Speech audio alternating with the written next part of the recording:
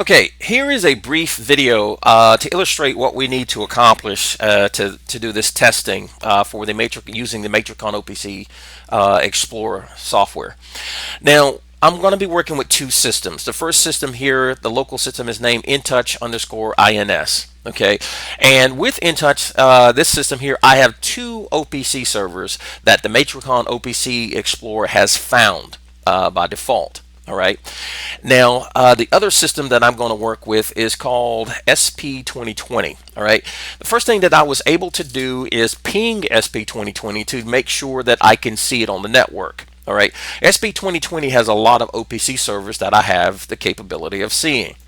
Now, I also did a remote desktop connection to SP2020, as you can see here, SP2020. And these are the local OPC servers that are available for my use, all right, or for me to connect to. And as you can see right here, one of those OPC servers is called OI Gateway .3, and I have an OI ABCIP .2. Now, these are the OPC servers that are actually listening for connections. So for me, what I'm going to do is I'm going to minimize this, and I'm going to essentially pick one that I want to connect to, and I'm going to set up a connection. I'm going to go over here to say open other network computers, right click, and simply say add connect server. Under the host, I'm going to put in the computer name SP2020 that I want to connect to, and down here under the server, which is this is the OPC server that is listening for connections, I'm going to say OI ABCIP.2. Now this corresponds, again going back, this corresponds to this exactly. All right, so I'm going to minimize this again, and I'm going to connect or say OK. It'll give me this little informational message, and I'll just say yes. And it's making the attempt to connect to SP2020. Now, once it makes the connection, you'll see not only that I'm connected to this particular OPC server, but it also gives me the ability to connect to all of the other OPC servers that are there. Now, you could just simply make sure that the Wonderware OI core and an OPC client is installed on PhD Shadow and simply connect to that one if you do not know what the other OPC servers are. Now, one thing that we can also do once we have made the connection, this is the indicator that means that we are connected, and over here you can verify that we can disconnect from it. Now, what we want to do now is take a look and see what tags are available. So I'm just going to click on Add Tags, and it gives me this dialog box. And down here it also gives me the ability to take a look and look at the available items for viewing.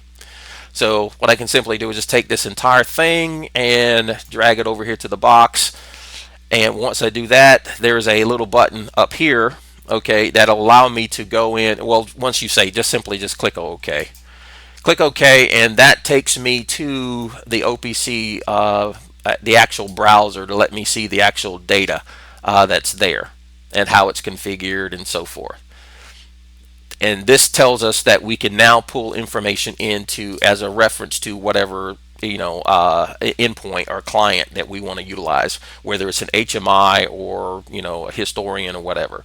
That is what we are simply what we're trying to accomplish. So again, key point: if this is the target system that we want to connect to, all right, if Matrikon OPC Explorer is already installed on this system, or like for instance this OPC simulation, we can also connect to this, and then by connecting we can see what other OPC servers are available. All right, that we can see what other servers are available once we make the connection. This is the target system, okay, which we have a Matrikon OPC Explorer installed on that target system as well, and it has a OPC I do have an OPC simulation.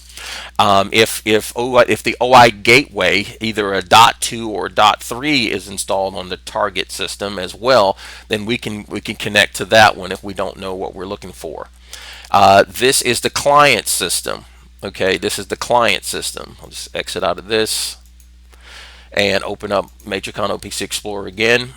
This is the client system, and all we have to do is simply make the connection, under the host, figure out what system we want to connect to. In this case, we are connecting to the target system.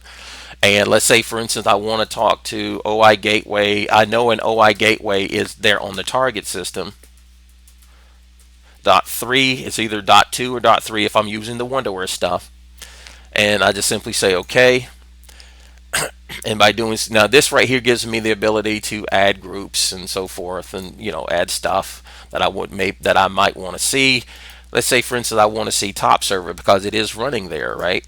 So I click on that and say OK. And now I can see what top server is running there, because this is how it's actually configured. All right. So by going to this one OPC server, I have a group configured for top server. All right. So that's what we are trying to accomplish. All right. All right. I'll talk to you guys later.